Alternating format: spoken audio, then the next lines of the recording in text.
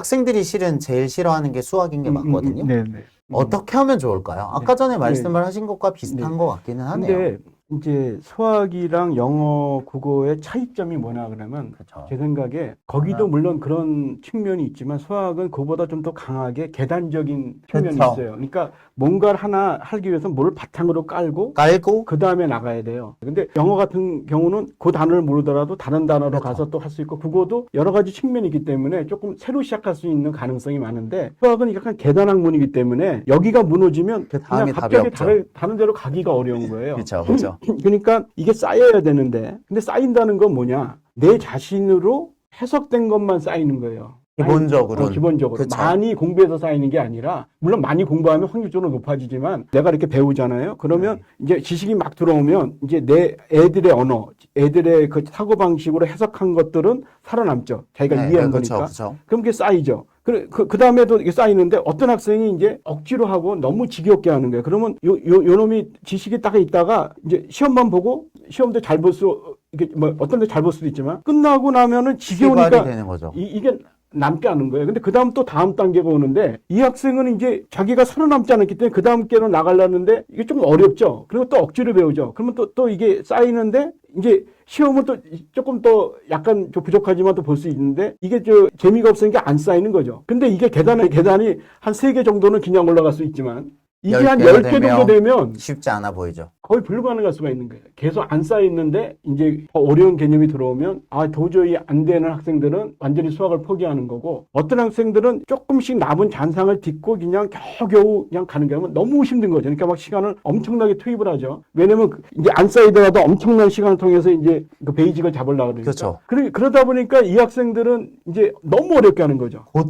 고행의 길이 되는 그렇죠. 거죠. 고행의 길이 되는 거죠. 대부분 중학교에서 고등학교 올라갈 때 말씀하신 대로 그 갭 차이가 나서 중학교 수학까지는 말씀하신 맞아, 대로 맞아. 내가 흥미가 없고 아니면 정확하게 몰라도 그냥 때우는데 고등학교 1학년 뭐 이제 막 3차씩 나오고 이러면서부터 그렇죠. 이거는 내가 안 되는 건가라는 생각이 들어서 실제로 고등학교 1학년 때 수학을 제일 많이 포기한다고 그렇죠. 하더라고요. 예. 그게 이제 걔 안에 남아있는 그것이 잔상이 살아남은 없어. 그렇죠. 살아남은 지식이 그쵸. 있어야 되는데 그렇죠, 그렇죠. 근데 그 놈은 어떻게 돼 있냐면 열심히 하는 거 플러스 내가 내 나름의 시간을 가져야 되는 거예요. 내가 이걸 소화할 수 있는 내가 이것을 내 방식으로 사고방식으로 이해할 수 있는 그러한 시간을 그런 애들은 수학을 적게 하더라도 이제 그 개념에 살았기 때문에 고등학교 때 잘해요. 내 생각에. 그 뒤도 대학에 와서도 잘하고 나중에 정말 수학을 잘 활용하는 학생이 되고 그 능력이 있는 학생이 되는데 이렇게 억지로 한 학생들은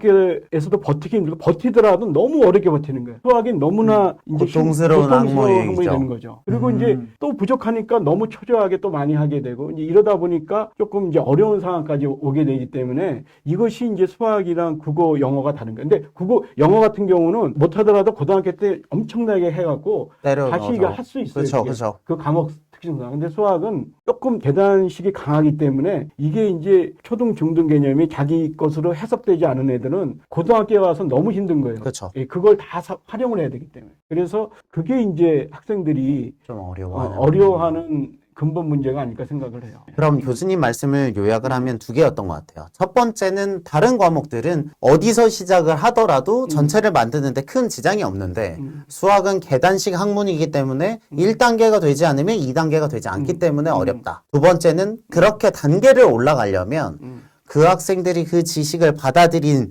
자기만의 언어, 개념을 못 받아들이게 되면 그 다음 계단을 올라가는 게 어렵기 때문에 점점 흥미가 떨어지면서 좀 더 어려워지는 것 같다. 그렇죠. 네, 그렇게 생각합니다. 저는. 그쵸. 개인적. 네. 저도 되게 많이 공감하고요. 수학 교육과 교수님이시잖아요. 그러니까 어쨌든 평생 수학을 하겠다고 마음을 먹은 학생들을 지도하시는 교수님이 쓴 책이 뭘까가 저는 제일 궁금했거든요.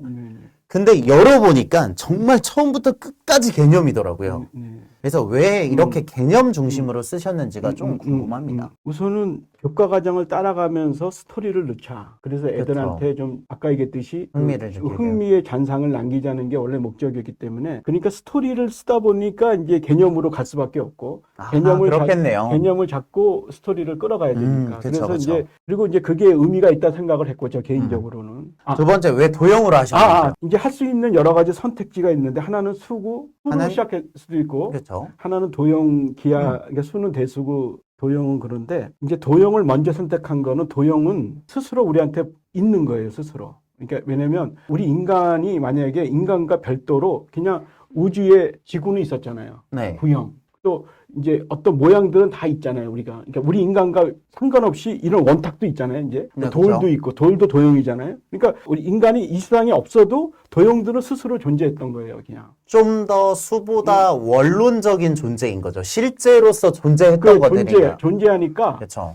이거는 우리가 실제적으로 도형을 관찰해서 도형에서 어떤 성질을 발견이죠. 발견이죠. 그렇기 원래 있던 때문에 거니까. 이 관찰자 입장에서 쓸 수 있는 글이라 생각해서 했고 수는 어떻게 돼 있냐면 수를 쓰면 이라는 거 있잖아요. 이. 네. 이가 지금 있는 건 아니잖아요. 그렇죠. 이가 이렇게 보이는 건 아닌데 이건 약간 수는 추상적인 게 있는 거예요. 추상. 그러니까 우리가 어떤 숫자라는 거는 존재하지 않지만 어떤 게 우리가 이것에서 끌어내 갖고 추상이니까 우리 마음속을 먼저 들여다 봐야 되는 거죠. 네, 그렇죠. 그래서 요거는 이제 차원이 약간 다른데 방식이 그래서 수를 먼저 할까 이제 도형을 먼저 할까 이렇게 하다가 도형이 먼저 좀 더 접근하기도 좋고 네, 그렇죠. 내 생각을 풀어내기가 먼저 좀 용이할 것 같더라고요. 그래서 먼저 이걸 했고 지금은 이제 이걸 한 다음에 제가 이제 수에 대해서도 하려고 그러죠. 그래서 이제 수는 이거랑은 전혀 다른 포맷으로 하려고 그래요. 요약을 하면 두 가지 제가 질문을 드렸는데 첫 번째는 문제풀이와 개념 중심의 스토리가 있는데 개념 중심의 스토리가 지금 현재에선 좀 더 필요하다고 생각하셔서 시작을 했으니까 이렇게 책이 구성되었다는 거고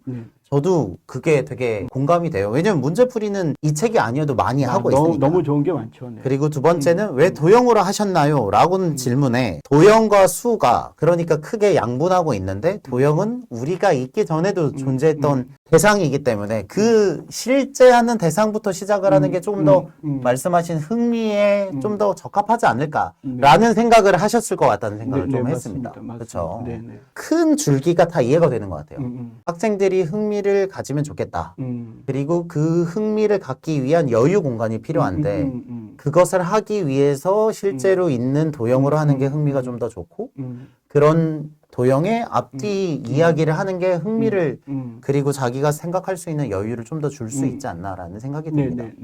그런 관점에서 맥락과 스토리를 많이 적어주신 게 그런 이유였겠네요. 네, 그렇죠. 그렇습니다. 근데 생각해보면 이게 조금 슬픈 게 저는 이게 학생들 잘못은 아니라고 생각을 하거든요. 왜냐하면 저도 개념 중심의 수학을 교수님만큼은 아니에요. 부끄럽지만 하려고 되게 노력은 하는데 결국 학생들의 능력, 그러니까 결과물은요. 정해진 40분, 45분, 50분 내에 주어진 문제 20개에서 25개를 빠르고 정확하게 그 풀이를 다 적는 게 미덕이 되어버린 거예요. 그렇죠. 그게 근데 실은 학생들 만나보면 저는 좀 공감을 하는 게 배울 땐 개념으로 배우지만 시험은 문제풀이로 보기 때문에 그렇습니다. 문제풀이 위주로 갈 수밖에 없다라는 게 이제 현실이긴 하거든요. 맞습니다. 그런 관점에서 이제 학생들이 조금 흥미가 떨어지는 게 아닌가. 공식을 외우면 답은 풀잖아요.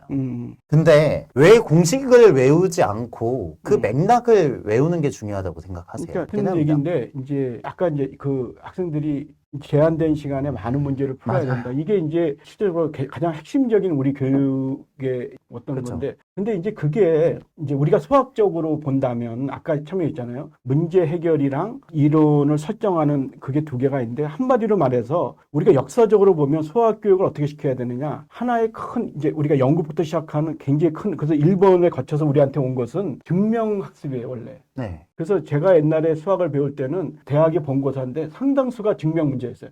정당화 과정. 그렇죠. 그 증명을 한다 그러면은 그리고 하나는 이제 문제 푸는 거죠. 이렇게 그렇죠. 원래 양분화된 거죠. 양분화된 거죠. 말씀하신 근데 대로. 우리가 이제 그 철학적으로는 약간 이제 문제 해결로 이렇게 옮겨갔어요. 그건 약간 미국 방식인데 문제 해결의 원래 철학은 생존이에요. 생존. 네. 우리가 인간이 살아가는 게 생존이잖아요. 해결이잖아요. 그러니까 실생활 문제를 해결하는 그게 생존이잖아요. 그게 굉장히 중요한 건데 실생활 문제는 원래 정말로 실생활 문제가 돼야 되는 거예요. 실생활 문제에 반드시 오는 그 알파가 뭐냐면 계산기 사용이에요. 계산기 사용을 해야지 우리가 사인의 29.5도를 계산할 수 있는 거지. 네. 우리는 지금 계산기를 안 사용하면 특수함만 사용할 수밖에 없잖아요. 네. 그러니까 문제를 그 상황에 맞추다 보니까 약간 조작된 문제가 되는 거예요. 이제 우리가 수능식에 단답형을 하다 보니까 그 변별력을 줘야 되냐. 우리나라 학생들이 너무나 열심히 하다 보니까. 그러니까 맞습니다. 이 문제가 너무나 어려워진 거예요. 근데 이제 그게 좀 약간 안 좋은 사인은 뭐냐면 공부 잘하는 학생들이 고등학교 1학년이면 다 끝난다 그러더라고요. 거의 다 끝납니다. 그러면 3년 내내 재미없어지죠. 반복 훈련이잖아요. 맞아요. 근데 증명이면 이제 예를 들어서 뭐 동경대 문제가 4문제였고 뭐 4시간 몇 시간 준다면 네, 맞아요. 똑같은 문제를 내가 접할 가능성이 없어요. 다 다른 문제니까 내가 왜냐면 4시간에 4문제 푸니까요. 그렇죠. 그러면 내가 배웠던 개념을 막 사용해서 막 믹스트해서 이걸 풀어야 되는 거예요. 네, 그렇죠. 그러니까 3년 동안 많은 방법, 메소드 이런 것들을 많이 생각을 해야 돼요. 개념도 많이 들어오고. 근데 우리는 지금 개념은 끝난 거야. 이미 다 배웠으니까. 다 배웠어. 그러니까 3년 동안 계속 문제 풀이라는. 왜냐면 아까 얘기했는데 제한된 시간에 빠르고 정확하게 풀어야 되니까요. 그러니까 이것이 굉장히 정확도를, 그러니까 수학적 정확도가 아니라 계산적 정확도를 요구하는 거예요. 그러니까 수학적 정확도나 계산적 정확도가 다른데 다른 거죠. 수학적 정확도는 수학적 엄밀성 이런 거예요. 정당화 과정의 논리의 엄밀성이지. 증명으로 풀 수 있는 듯한. 그렇죠. 내 사고를 엄밀하게 하는 정확도지. 그렇죠. 우리는 약간의 계산의 정확도로 지금 간 거예요. 그래서 이게 반복하다 보니 이게 흥미를 이렇게 계속